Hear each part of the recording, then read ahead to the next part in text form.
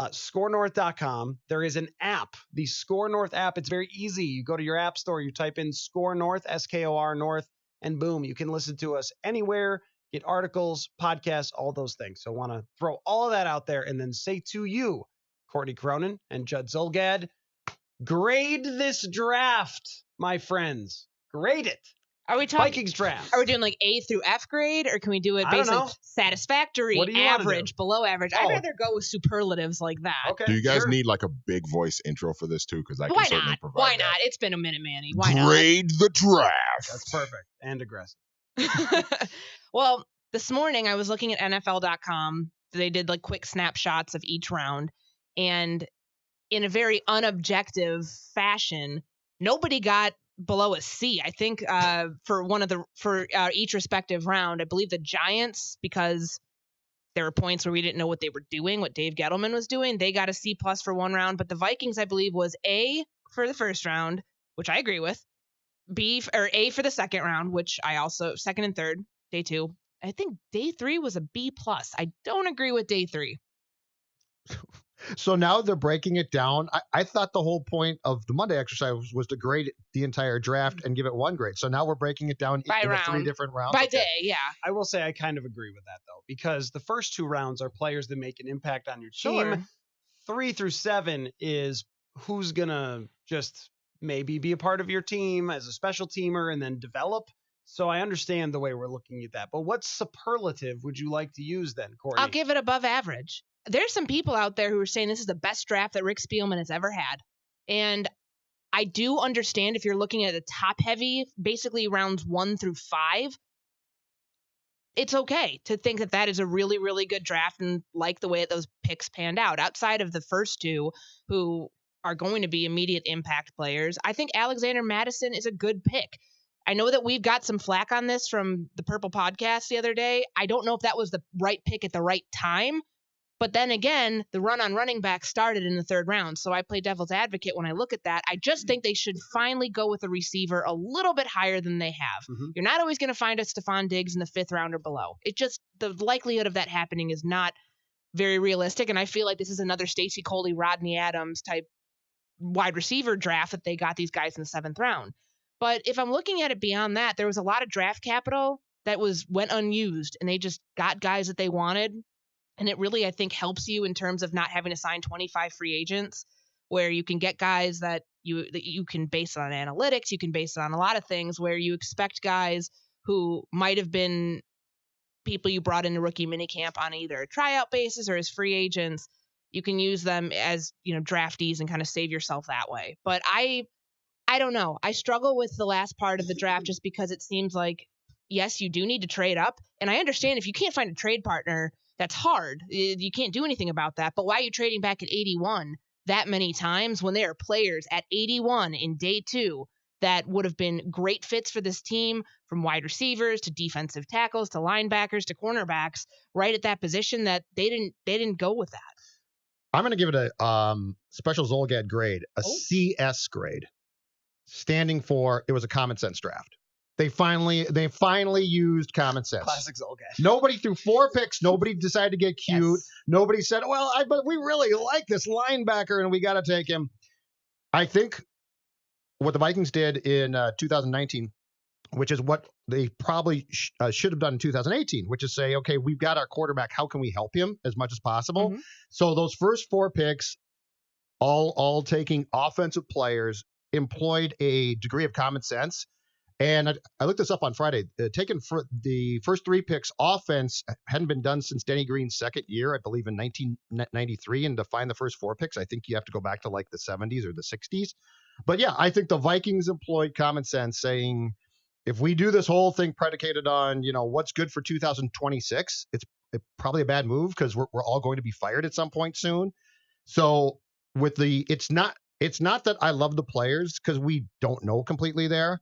But I do like the personnel decisions. I agree with that. And I agree with how the first 4 rounds panned out. No one tried to outsmart themselves like they did last year. Very much those first 2 picks were exactly the way that it should have panned out last year. They needed an offensive lineman to replace Joe Berger. They needed a move tight end to complement Kyle Rudolph, which now we don't know if he's even going to be here in 2019. Had they done this a year ago, who knows how things would have panned out. I think they were a year too late, but heck, at least they finally addressed it. Yep.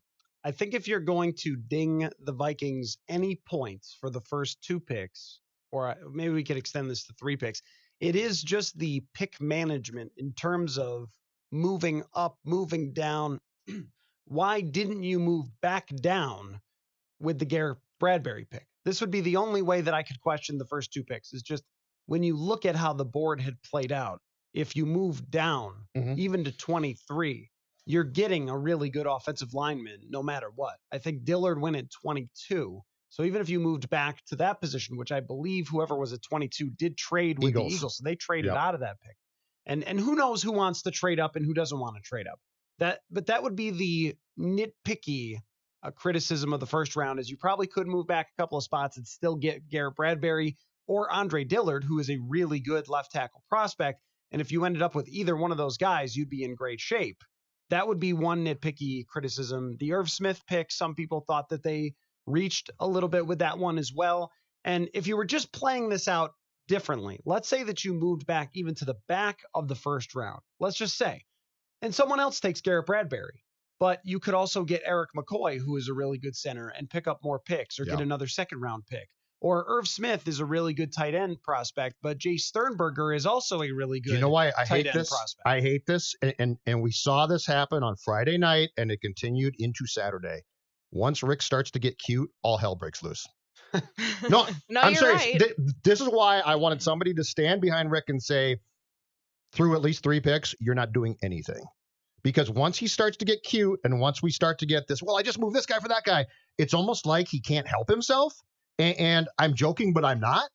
And so the Bradbury pick, I wanted them to have the best player that they felt was there and just take the damn pick. Okay, let me try another to be the person who just thinks the Vikings do everything wrong and pick this apart. Because we all agree that these 2 players are a great fit for what the team needs right now. But that would be the other criticism, would be if you're drafting for this year to hope that these guys step right in and are huge difference makers, did you really pick the best player that was there at 18? The answer is probably no. Did you really pick the best player that was there at 50? That answer might also be no. And that would be where I would say, when you have a general manager and a head coach feeling like things are getting hot in there, when you are desperate to win now with your roster and you expect these guys to come right in. And the way that Rick Spielman talked after the draft was, he's going to fill this immediate need. He's going to fill this immediate need. And when we go back in recent history, we don't find too many guys who filled immediate needs. Pat Elflein in 2017, Brian O'Neill for half of a season last year. Laquan Treadwell did not at all. Mackenzie Alexander did not at all in their first season. Trey Waynes did not at all in his first season. I would say, I guess Kendricks and Diggs kind of did in 2015.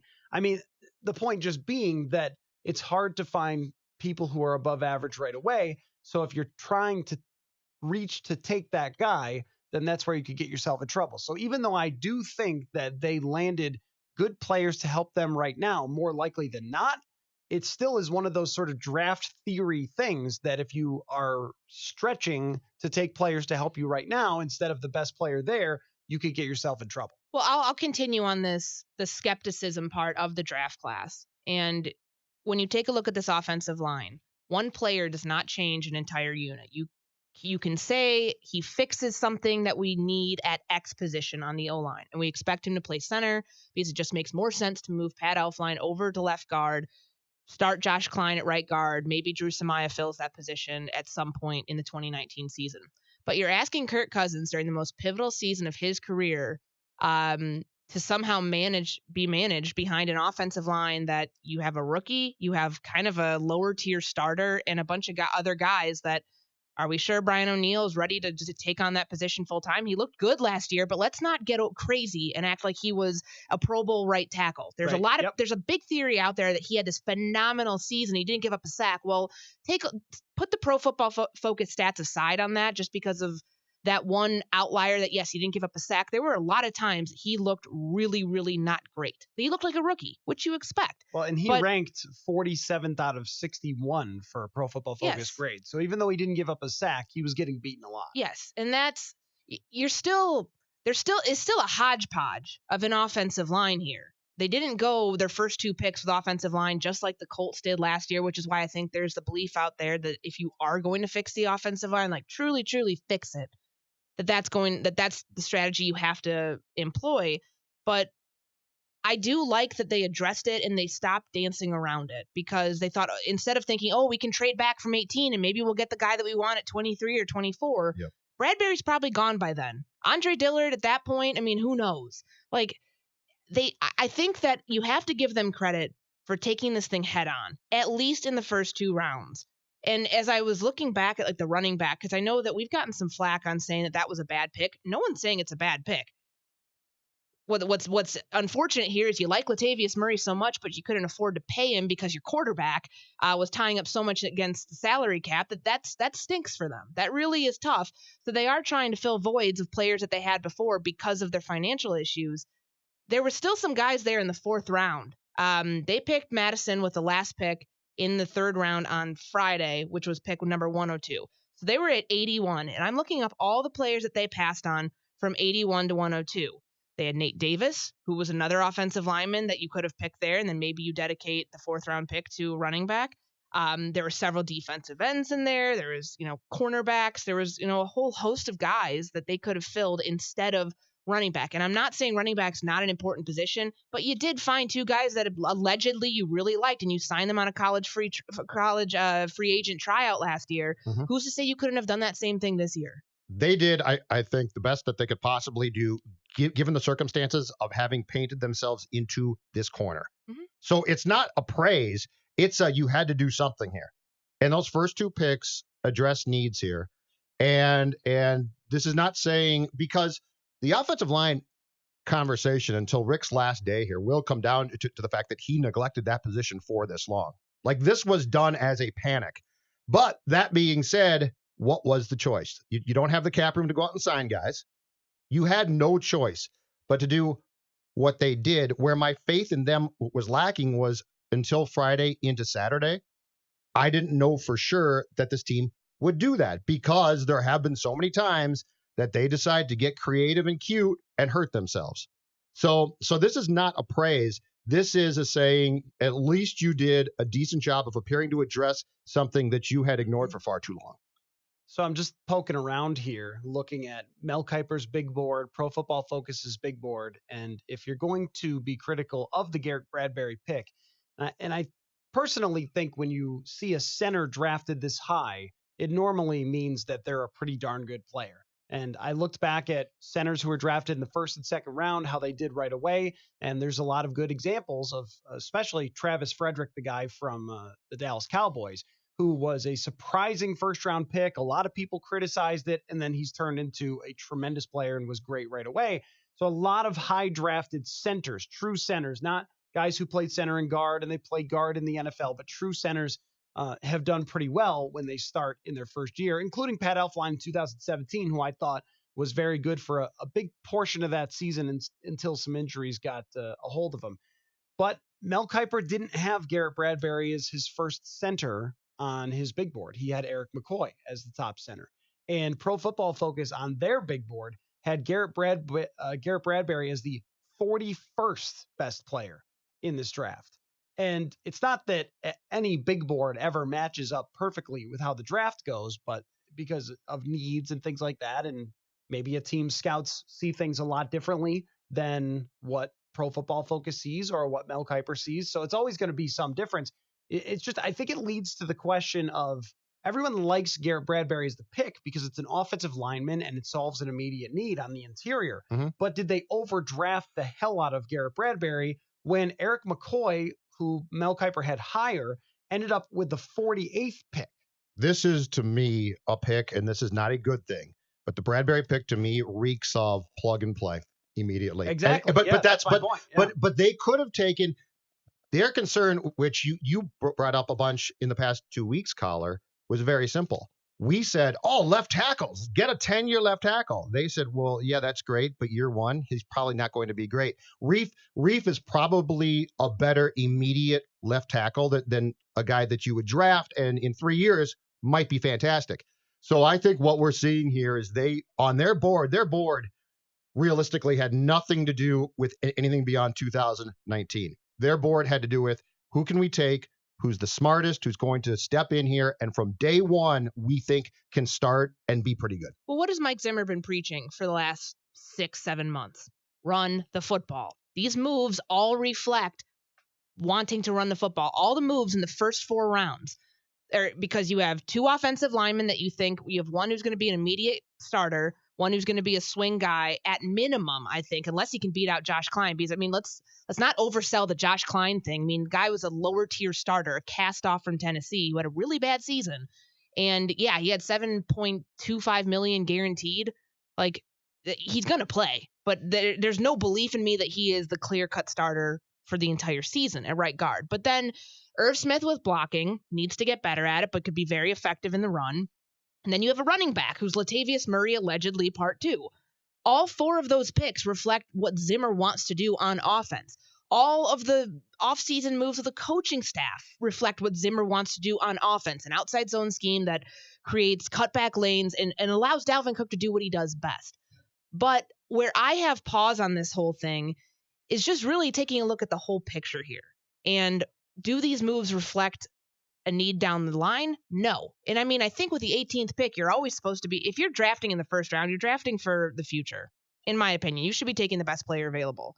Was Garrett Bradbury the best player available? To what they want to do offensively in the offensive line? Yes. Because you don't have to play musical chairs anymore. You don't have to go take a tackle, move Brian O'Neill to left tackle, move Riley Reif inside to left guard, and you have this freaking hodgepodge, which is just annoying. Like, just stop overcomplicating things. Draft the guy for the position, put him in there day one, see how it works. Stop trying to move guys around because that's what this offensive line has gotten really cute about the last few years. Moving guys in and out of position. Well, let's try him here. He's a tackle in college. Jonah Williams had 47 starts, 48 starts at left tackle at Alabama, and teams are talking about moving him to guard. Yeah. Just play him in his natural position. What is the problem here? That's what irritates me about all of these front offices and all these teams getting cute trying to think that you can move guys out of position. The NFL game is very different from the college football game. I understand that. But offensive line, you're talking about technique, you're talking about footwork, you're talking about movement, you're talking about hand placement, all these things that differ from position to position.